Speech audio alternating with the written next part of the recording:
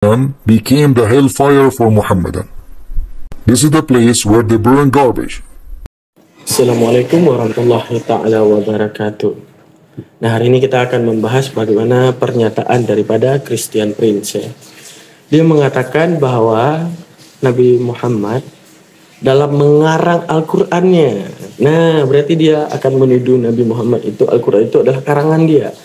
Sehingga banyak kata-kata di Al-Qur'an, salah satunya seperti pernyataan neraka jahanam. Katanya neraka jahanam itu diserap dan diambil daripada kata-kata Ibrani.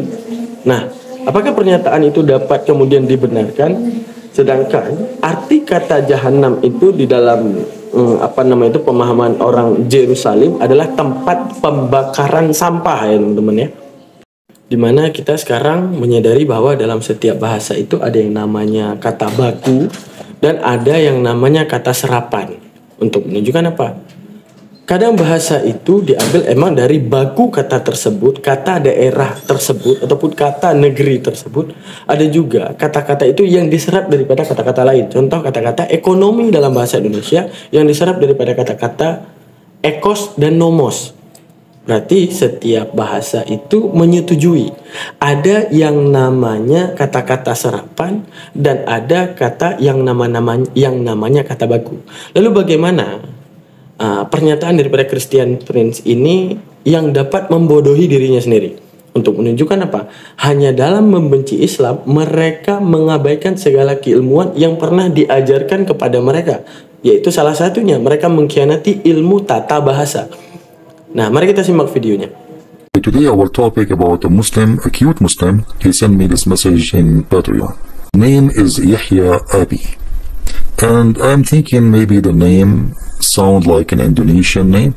Mr. Yahya, he said to us, "Hey Christian Prince, don't say that Jesus is God, but say the only one God is Allah. Don't you afraid with Jahannam fire?" You know what? You just gave me a topic for today. I challenge any Muslim to tell me what Jahannam means, just to show you that Islam is nothing but a scam.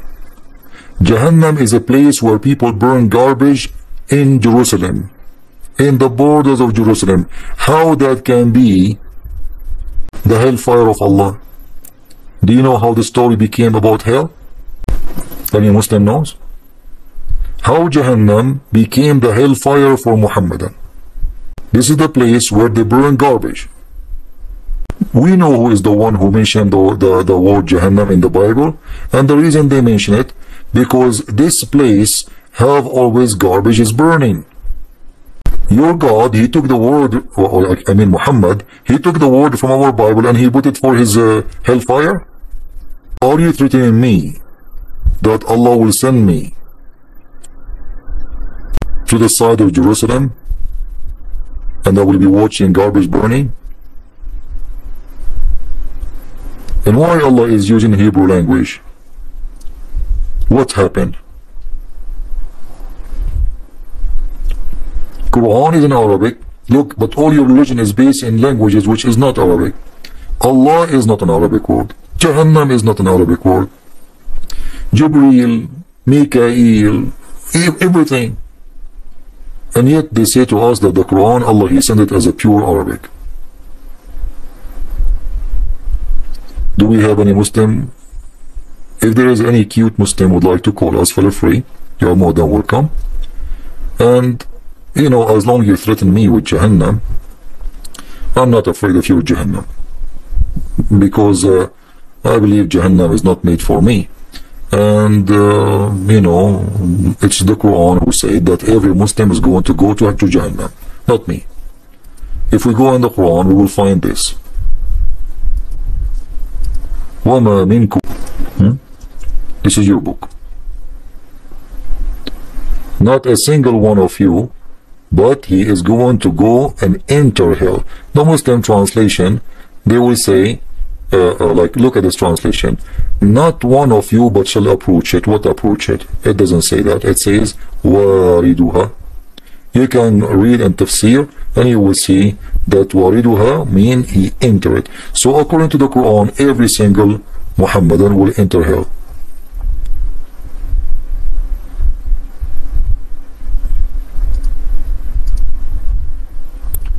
In the same time, look what happened with your prophet. In the time of your prophet,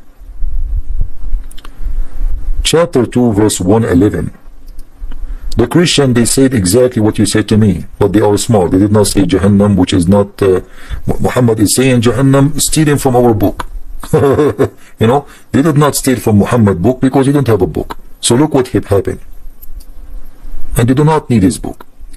And they say, none enter paradise unless he is a Jew or a Christian. What the Christian and the Jews, they say to Muhammad? Nobody will go to heaven unless he is a Christian or a Jew. Okay. Look what your God, smart God, he said. These their desire, say, bring your proof if you are truthful. Abdul, equal opportunity. I say to you, bring your proof that even you have a heaven. Bring your proof that even you have a virgins waiting for you. Bring a proof that there is women inside the cabbage. When you open the cabbage, you will find the woman, her ass is 1 mile. Do you have any proof of what you are talking about? Oke, di dalam video tersebut kita udah melihat ya bagaimana teman-teman dia menunjukkan kebodohannya. Bahkan dalam bahasa Arab saja dikenal dengan kata-kata Arabiyah dan Ajamiyah. Apa itu Arabiyah? Memang kata murni langsung daripada bahasa Arab. Ada Ajamiyah. Arti Ajamiyah adalah kata-kata yang diserap daripada bahasa luar. Contoh orang Arab. Kalau orang Arab mau ngomong kata-kata Bogor misalnya, itu adalah kata-kata dalam bahasa Indonesia. Apa namanya itu? Ana arji'u ilal, apa bahasa Arabnya? Nggak ada. Terpaksa orang Arab itu harus menyerap kata-kata bugur. Maka akan tulis dengan kata-kata buhur. Berarti saya pergi ke Bogor. Ya, ana azhabu ilal bugur. Sekarang kalau kata-kata Bogor mau diarabkan jadi apa? Untuk menunjukkan apa? Itu emang mekanisme kata. Contoh kita pergi, sekarang kita balik kepada bahasa Indonesia.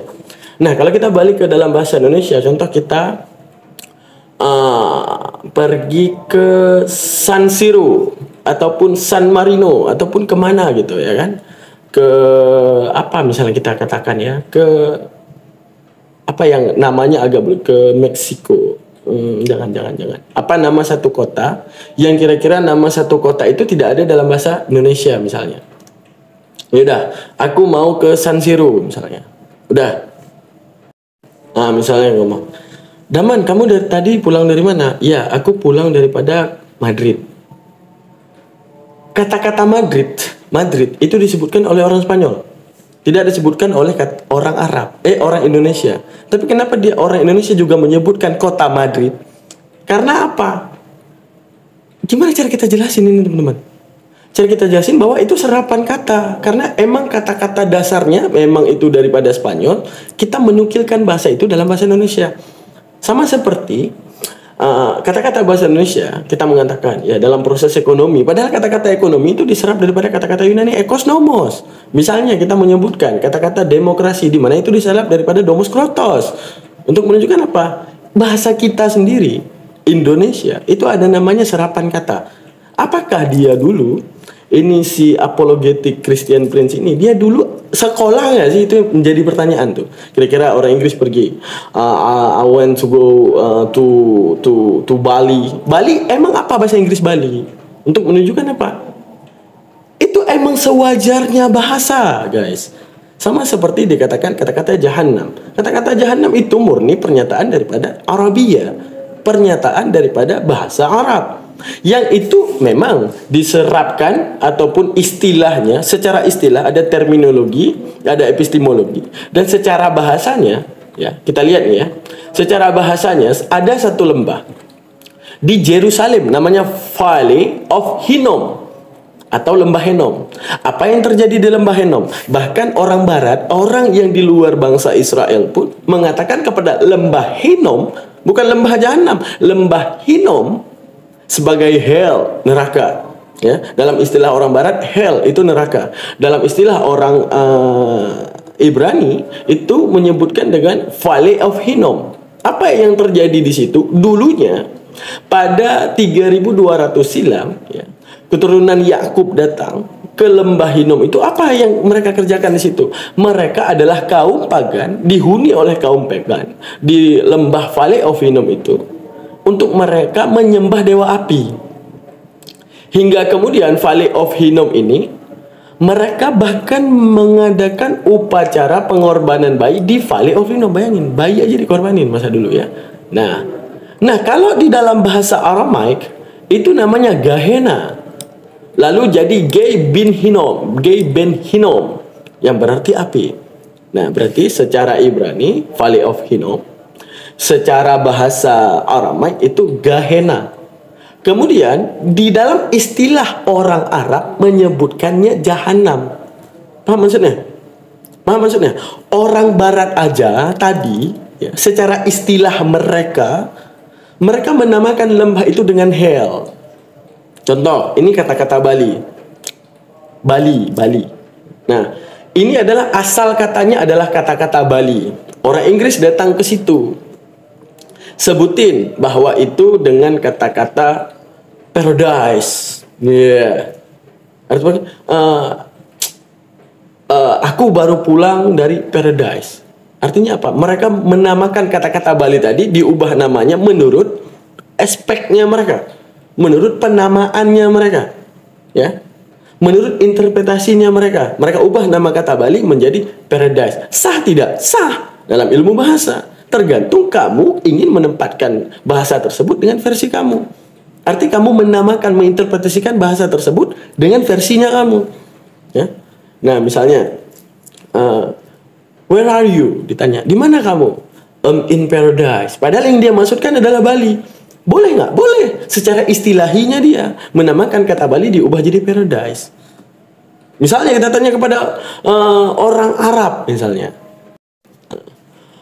Orang Arab ditanya, orang Arab itu lagi main ke Bali, ditanya, min ain? Dari mana anta? Dari mana kamu? Dari mana kamu? Dia jawab, ana min jannatil jamil. Aku daripada surga yang cantik. Apa surga yang cantik? Bali. Mengubah nama Bali itu menjadi nama istilah versi dia. Boleh nggak? Boleh. Sama seperti Valley of Hinnom, ya. Dalam penyebutan orang Barat, hell, ya. Dalam penyebutan Aramaik, Gehenna. Dalam penyebutan orang Arab, Jahannam, kepada tempat tersebut. Namun lalu apakah kata-kata Jahannam itu murni diserap dari kata-kata tersebut? Tidak. Kata interpretasi dari mereka, Jahannam itu adalah tempat orang-orang bodoh menyembah sesuatu yang tak layak disembah, menyembahkan, bahkan menubalkan bayinya untuk dewa api. Saat mereka menubalkan dawinya sebagai dewa api di lembah tersebut, dalam interpretasi orang Arab namanya Jahannam. Sekarang secara interpretasi, nama kata-kata Jahannam itu disematkan kepada neraka. Cocok nggak? Karena apa? Ada satu titik penyerupaan. Karena istilah dalam perumpamaan, ada satu titik perumpamaannya saja, itu udah cukup untuk kemudian memberikan interpretasi terhadap perumpamaan tersebut.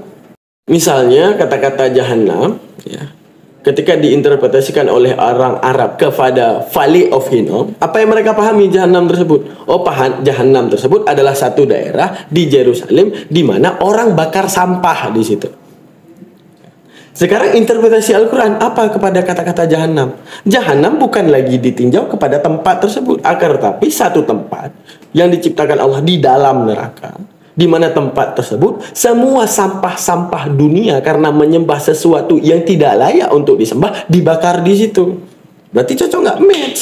Berarti benar apa kata Christian Prince, bahwa orang Yerusalem membakar sampah di situ. Allah membakar sampah-sampah manusia, diberikan akal, akan tetapi tidak menggunakan akalnya, justru menyembah segala sesuatu yang bukan Allah, yang menyembah sesuatu itu yang mereka tidak lihat sendiri, agar tapi mereka meneguhkan imannya kepada sesuatu yang maha lemah, untuk kemudian mereka yakini sebagai Tuhan, padahal di dalam benak mereka tahu bahwa yang namanya Tuhan itu maha kuat. Lalu mereka sembahkan secara tidak langsung, mereka menyembahkan kepada sesuatu yang lemah, agar tapi mereka secara mulut mengatakan bahwa itu kuat. Paham nggak maksudnya? Kayak contoh gini, kita menyembah manusia, dalam visualisasi kita udah melihat bahwa manusia itu tidak patut untuk disembah karena semua kelemahannya.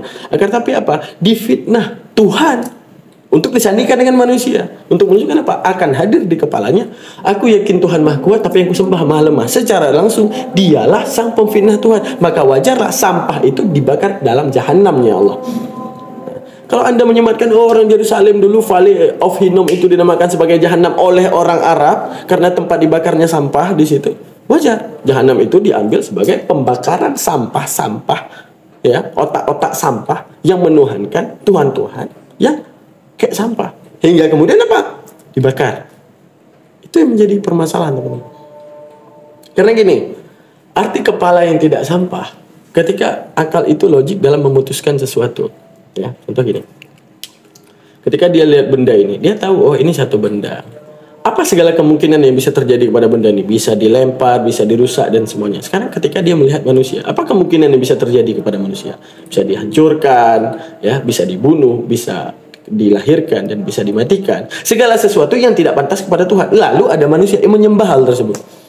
Bukankah Yesus didapati kelahirannya? Bukankah Yesus didapati kematiannya? Untuk menunjukkan apa? Sesuatu yang tidak layak pada Tuhan sedang dilayak-layakkan oleh manusia. Yang berarti manusia tersebut sedang memfitnah Tuhan. Sampah tidak? Sampah. Makanya dibakarkan dalam lembah Allah. Apa lembah Allah? Yaitu Jahannam. Ya. Untuk menunjukkan apa? Interpretasi yang tergantung orang mau mengistilahkan interpretasi. Contoh, kata-kata as-salatun itu kata artinya doa. Tapi saat itu sudah menjadi epistemologi, terminologi, secara penjelasan, ya, secara perincian akan diartikan sebagai segala sesuatu pekerjaan yang dimulai daripada takbiratul ihram diakhiri dengan salam. Apakah itu boleh? Boleh. Sama seperti yang tadi. Ya. Orang Arab menyebut itu Jahannam, lembah tersebut dengan Jahannam. Jadi gini, kalau kita mengatur skemanya, Valley of Hinnom Yerusalem disebut, Hell disebut oleh orang Barat, Gehenna disebut oleh Arabite, Jahannam disebut oleh orang Arab. Ada satu lagi, Jahannam Allah sebutkan untuk neraka. Boleh nggak? Boleh. Untuk menunjukkan apa? Interpretasi itu bebas.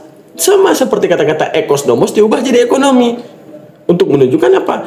Kata-katanya diambil daripada kata-kata ekos, diambil kata-kata nomos. Tapi kata-kata ekos nomos tidak menjelaskan secara istilah daripada ekonomi dalam bahasa Indonesia. Itu sistem ilmu yang tidak boleh kita khianati. Daripada pernyataannya, setiap muslim akan mendatangi neraka. Benar, memang. Tujuannya apa? Kan udah dibilang dalam Al-Quran. Termasuk iman daripada orang Islam, yaitu mempercayai segala sesuatu yang gaib. Surga neraka gaib sekarang, kita tidak melihat.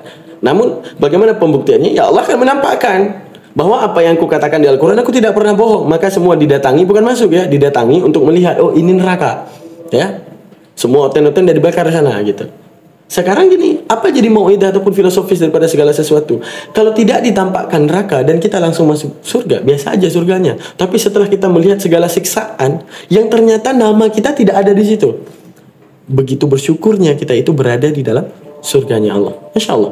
Itu menunjukkan apa? Semua muslim nanti akan bersyukur melihat kalian itu pemfitnah Islam ada di sana. Yang dibakar lah, yang ditombak lah, yang kepalanya dijedotin ke api lah. Itu menjadi rasa syukur yang sangat luar biasa. Bahkan kita akan menangis dalam surga. Kenapa kita menangis? Alhamdulillah ya Allah, Engkau yang maha besar. Tidak Engkau adili aku di tempat yang serendah itu. Dan kita selamat di situ. Bukankah dikatakan di dalam? Karena di hari kebangkitan, dalam hadis Nabi dikatakan semua manusia akan mencari syuhadanya. Apa itu syuhada? Sesembahan mereka. Mereka akan mencari sesembahan mereka, sekutu-sekutu mereka. Ya, yang itu bukan Allah. Nah, ketika kalian mencari Yesus, kalian menyebut Tuhan-Tuhan. Kata Yesus, enyahlah. Dalam Matius. Kalian bernubuat di atas namanya selama di bumi. Kata Yesus, enyahlah. Kalian bermujizat di atas namanya. Enyahlah, kata Yesus. Ya, kalian mengatakan dia Tuhan. Disuruhnya. Sekarang itu kami muslim tidak pernah mengatakan dia Tuhan. Enggak dinnya. Di antara kami muslim tidak pernah bernubuat di atas namanya. Tidak dinnya. Untuk menunjukkan apa? Bahwa kalian sendiri adalah orang-orang yang diusir oleh Tuhan, yang kalian anggap Tuhan itu sendiri. Untuk menunjukkan apa? Tidak ada keselamatan buat kalian nanti. Karena kalian menyembah sesuatu yang tidak layak untuk disembah. Padahal Tuhan telah menghadiahkan kepada kalian yaitu akal yang luar biasa untuk kalian bisa menemukan ketuhanan yang sebenarnya. Tuh.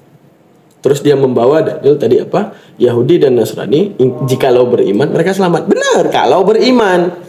Kalau mereka nggak beriman, gimana mau selamat? Itu yang menjadi masalahnya. Oke teman-teman, terima kasih banyak untuk video kita. Udah kita selesaikan ya. Semoga bisa disimak.